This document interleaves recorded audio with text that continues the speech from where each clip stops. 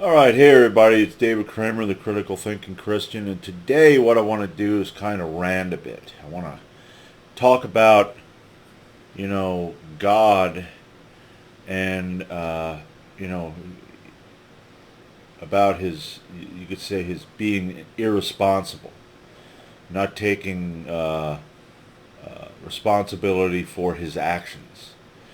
And what I'm talking about is, in the beginning, okay, he creates everything, and he puts a man in the Garden of Eden, and he creates these two trees.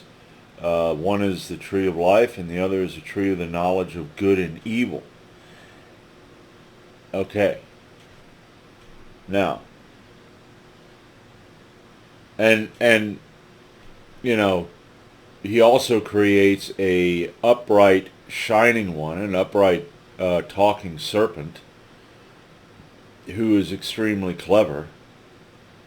Okay, and he puts that being in the Garden of Eden. And then he tells the man and the woman, hey, don't eat from that tree, because in the day you eat from that tree, you will surely die. And then he leaves. And then what happens? Well, you know what happens. Eve goes up to the tree. She's looking at it. The serpent's standing there going, hey, how about that tree, baby? Huh? Looks pretty good, doesn't it? Doesn't it glisten? And then she's like, well, sure, yeah. And you eat from that tree. But God told us that if we eat from it or if we touch it, that we're going to die. And the serpent's like, pish posh. You ain't going to die. You're going to be just like God. You'll know good and evil. And she's like, wow. And then she eats from it. She gives to Adam, and he eats. And then God comes down and walking around in the cool of the day. Which, I don't know, maybe when it was warm, he didn't like it. He's kind of like the guy I work for who, when it's hot, he can't come out until the end of the day because he's a pansy ass. Well.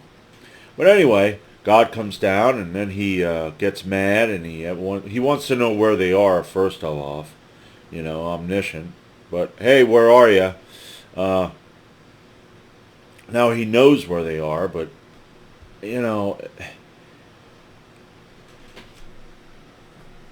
and then he finds out what happens. And he blames them. Why did you do that? Didn't I tell you not to do that? And then he gets mad at the serpent. Yeah, well, I see it differently than what I used to see it. I see a God who, that serpent and that tree were intentional. God knew what was going to happen, and he wanted it to happen that way. Okay? And I look at it in this way too. Okay? Say I'm a parent, and I have a child, and that child is now maybe 18-month old. Okay? And the child's crawling around on the floor. Now, I don't know, I guess, I don't know when children actually can learn to walk, but we'll just say that this child's crawling around on the floor. And I have a cupboard down here on the floor level, and in that cupboard I have, say Simple Green, okay, but I have it in a clear plastic bottle. Say the other bottle, I had a problem with it, so I had to put it in a clear plastic bottle. So you have this nice green liquid there. And I tell this 18-month-old, who has no clue what I'm talking about, don't drink from that, okay, because it's poisonous, and you can get sick and or die. And then I nod my head, you understand? And of course the child emulates me. Uh-huh. No, the child don't understand. Just like Adam and Eve. Up to that point where God told them about death, from what we can read in the Bible, there was no death. So how would they know what death is? They were innocent. Okay? Maybe they had an idea, I don't know, but they never saw it, so they were innocent. So I tell this child that, and somewhere down the road, that child drinks from that bottle and dies because the child gets poisoned. I'm not around, and the child dies. Whose fault is that? If you say it's my fault, you're wrong.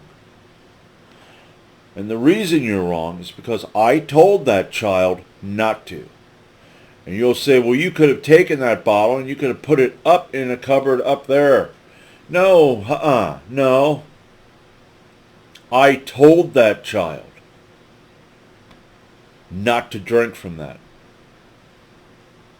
I don't care if the child didn't understand me. All right? You know, that child was just a stupid child for drinking from that bottle. And let that be a warning to the rest of you kids. You know, that's pretty much what God did. He set these people, God, being omniscient, set these people up. Yeah. He set these people up. You know, he knew what was going to happen. He knew, 100% what was going to happen. I mean, and the fact that he put this serpent in that garden. I mean, holy shit. You know, he could have created that serpent and said, you don't go in that garden. Okay, you can walk around out there, you know, and mess with people, but don't. I don't want you in here because I know you. I know what you're going to do. Let them make the choice. I don't want to put an agent in here that has the ability to essentially, you know, con her into doing what, you know, I don't want. But he didn't. You know, and Christians always want to defend him. Oh my gosh, he's a good God. And then look, you know, he didn't want that to happen. And then look, he had to you know, have Jesus Christ die for our sins, which of course there is just a bang up job. I mean, a bang up job, because the majority are not going to accept Jesus Christ. You know, what a friggin' plan. He screws everything up before he even creates it, knowing he's going to screw it up, and then he goes ahead and does it anyway, and then his plan of salvation gets a small percentage. Oh, that's fine. You know, those people, you know, deserve to go to hell. Yeah, that's another thing. You know, they deserve to go to hell. You know, all the way from the beginning, before God created these people, he sent them to hell with his creation. I know this is going to happen. I don't have a doubt. I can see it. And some people say, well, he sees scenarios of what's going to happen. Right. You know, God cannot take responsibility. God messed up. And if he he messed up horribly. He destroyed, murdered, raped, pillaged. You know, he's the fault of that. You know, and speaking of hell, darn it, what the heck? And speaking of hell, you know, I was thinking of that too. I was thinking, okay, he creates, the Jews have a theory Now, they have a different look on, they see hell differently than what Christians do. Okay, and if you read the Old Testament, you don't see really anything of eternal torment. But hell, I was thinking about that too. I was thinking about what if there's and maybe I said this before in a video. I don't know. I'm not going to go back, but I was thinking God created this tree, that within this tree, or whatever the hell it was child molestation, because it's a tree of knowledge of good and evil. So he created, the child molester, knowing that he's going to create people that are going to molest children. Family members that will start molesting these children at a young age, and this will twist the child's mind, rightly so. It's trauma. It's just, what the hell are you doing? And this child gets messed up because this child is afraid of this person. This child feels shame and guilt. And as this child's growing up, this child gets into trouble, gets into drugs, and at some point, maybe in their teenage years, which has happened with some of these children, they commit suicide. Maybe they overdose. Maybe they just, hang themselves or whatever because of what's going on. And then that child will go to hell. Because the child passed the age of understanding and did not believe in Jesus. So that child will go to hell. And that child will burn forever. And the child's molester, say it's an uncle, he dies, and he goes to hell too. And I think I did say this once, in a video of God as a victim. Because God's the victim. Okay, this child sinned against God. Okay, even though God knew before, since he's omniscient, that uncle was going to molest that child, and that child was going to get have all that mental anguish and stuff like that, and eventually kill themselves.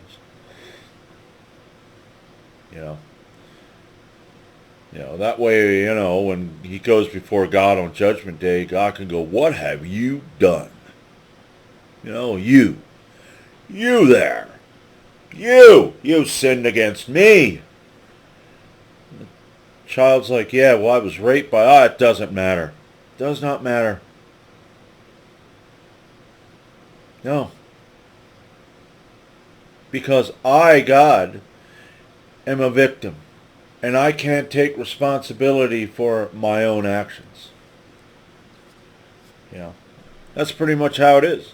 Me with say my child, that analogy. I can't take responsibility for the fact that I did not move that Simple Green up to a cupboard. It was not my fault because I told that child not to drink from that.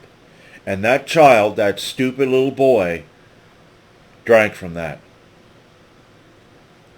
And I could just see the viewing with the people patting me on the back and giving me hugs and telling me they're sorry that I had such a stupid child. And I'm going, yeah, but I'm glad I'm rid of him. I hope the rest of my kids listen. Okay? I tell you what a friggin' story. And the fact that I remember as a Christian defending that. But then as I started looking at it and realizing, wait a minute, this is just ridiculous. Because what he's telling me there is that I shouldn't be responsible for my actions that cause harm to other people. I shouldn't. If I have an accident and I can drive that truck away from that accident, I should just drive that truck away and say, why didn't that person get out of the way when I drove on their side of the road?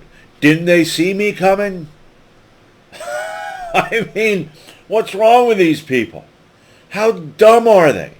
I didn't get on your side of the road to hit you. I got on your side of the road because I wanted another option. Okay? Yeah, so I think that's about it. I ranted enough. But just think about that. Why?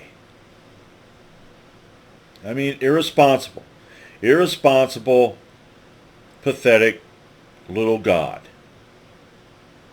You know?